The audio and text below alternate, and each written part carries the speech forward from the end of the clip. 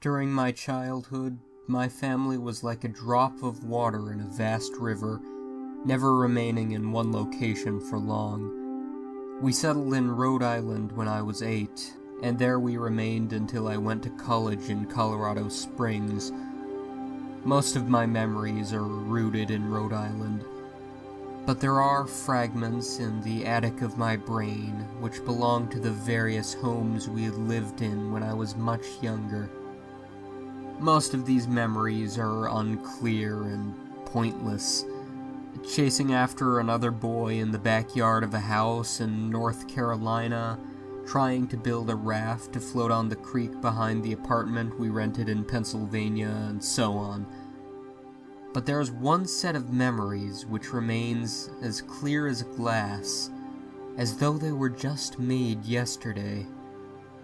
I often wonder whether these memories are simply lucid dreams produced by the long sickness I experienced that spring, but in my heart, I know that they're real. We were living in a house just outside the bustling metropolis of New Vineyard, Maine, population 643. It was a large structure, especially for a family of 3. There were a number of rooms that I didn't see in the 5 months we resided there. In some ways, it was a waste of space, but it was the only house on the market at the time, at least within an hour's commute to my father's place of work. The day after my 5th birthday, attended by my parents alone, I came down with a fever. The doctor said I had mononucleosis, which meant no rough play and more fever for at least another 3 weeks. It was horrible timing to be bedridden. We were in the process of packing our things to move to Pennsylvania, and most of my things were already packed away in boxes, leaving my room barren. My mother brought me ginger ale and books several times a day, and these served the function of being my primary form of entertainment for the next few weeks. Boredom always loomed just around the corner, waiting to rear its ugly head and compound my misery. I don't exactly recall how I met Mr. Widemouth. I think it was about a week after I was diagnosed with mono. My first memory of the small creature was asking him if he had a name. He told me to call him Mr. Widemouth because his mouth was large. In fact, everything about him was large in comparison to his body. His head, his eyes, his crooked ears, but his mouth was by far the largest. "You look kinda like a Furby," I said as he flipped through one of my books. Mr. Widemouth stopped and gave me a puzzled look. "Furby? Oh, what's a Furby?" he asked.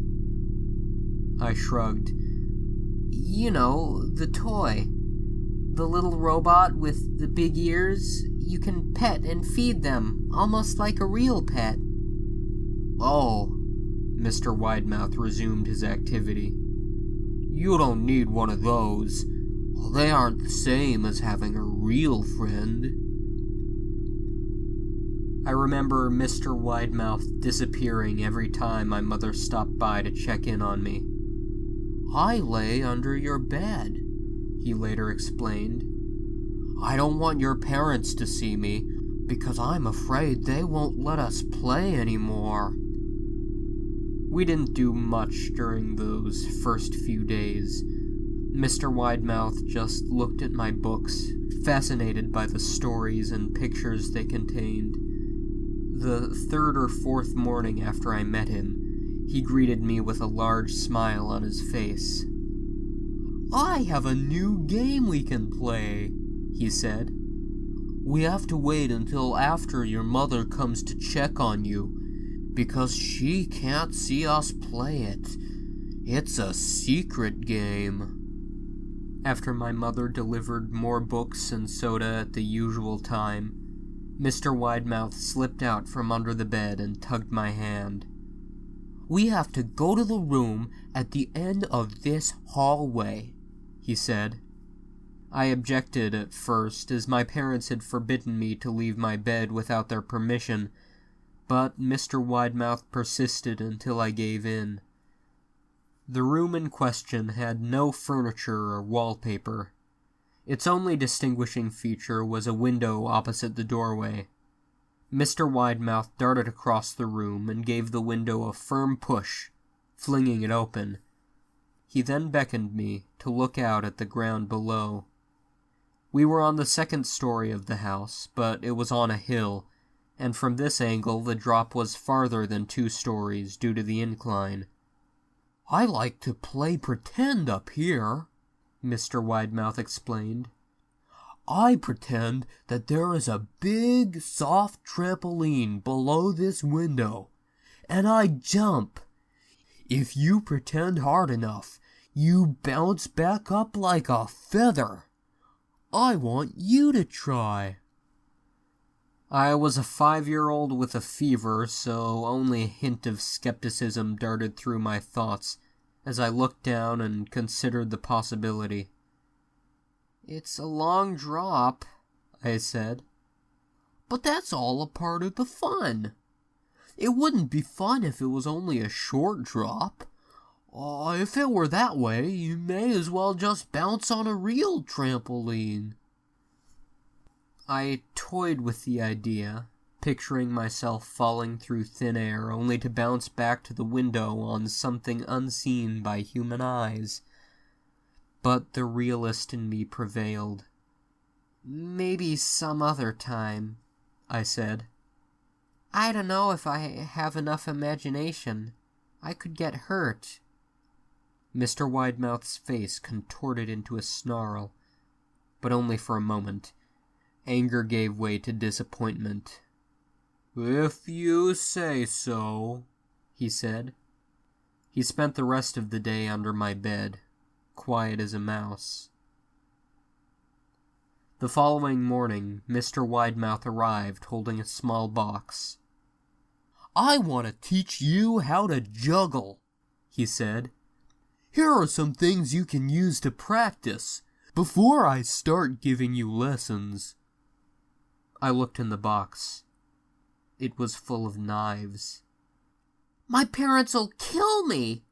I shouted, horrified that Mr. Widemouth had brought knives into my room, objects that my parents would never allow me to touch.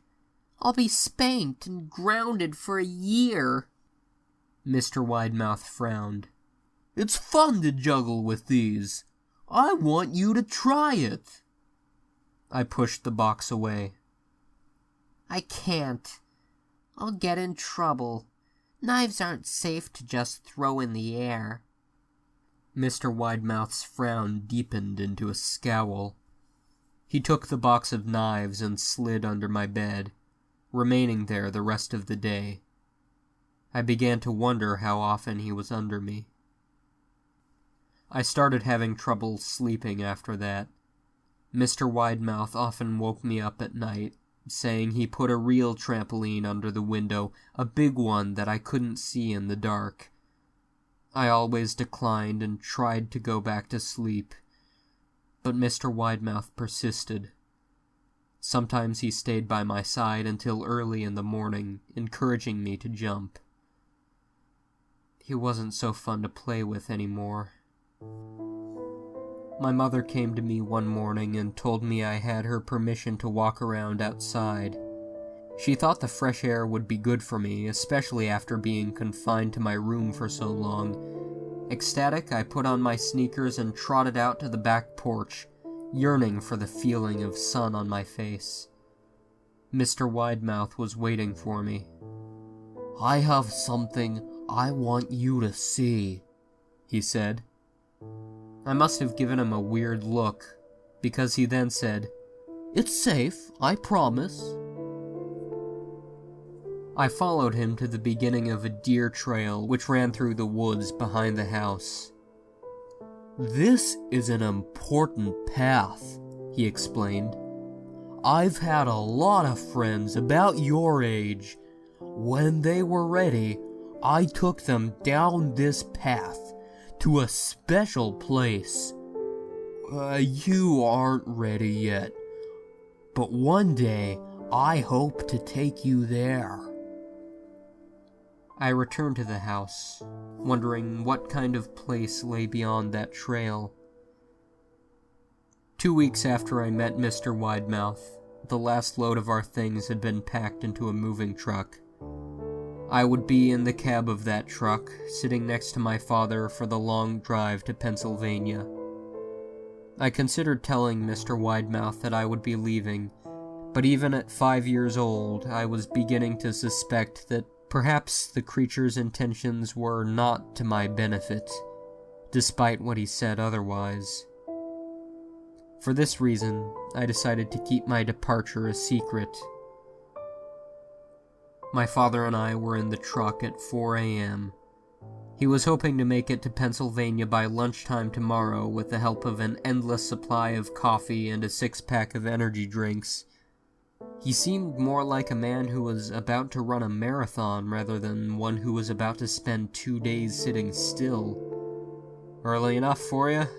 my father asked with a hint of sympathy. I nodded and placed my head against the window, hoping for some sleep before the sun came up. I felt my father's hand on my shoulder. "This is the last move, son. I promise. I know it's hard for you, as sick as you've been. Once Daddy gets promoted, we can settle down, and you can make friends." I opened my eyes as we backed out of the driveway. I saw Mr. Widemouth's silhouette in my bedroom window. He stood, motionless, until the truck was about to turn onto the main road. He gave a pitiful little wave goodbye, steak knife in hand. I didn't wave back. Years later, I returned to New Vineyard. The piece of land our house stood upon was empty except for the foundation, as the house had burned down a few years after my family left. Out of curiosity, I followed the deer trail that Mr. Widemouth had shown me. Part of me expected him to jump out from behind a tree and scare the living bejesus out of me. But I felt that Mr. Widemouth was gone, somehow tied to the house that no longer existed. The trail ended at the New Vineyard Memorial Cemetery. I noticed that many of the tombstones belonged to children.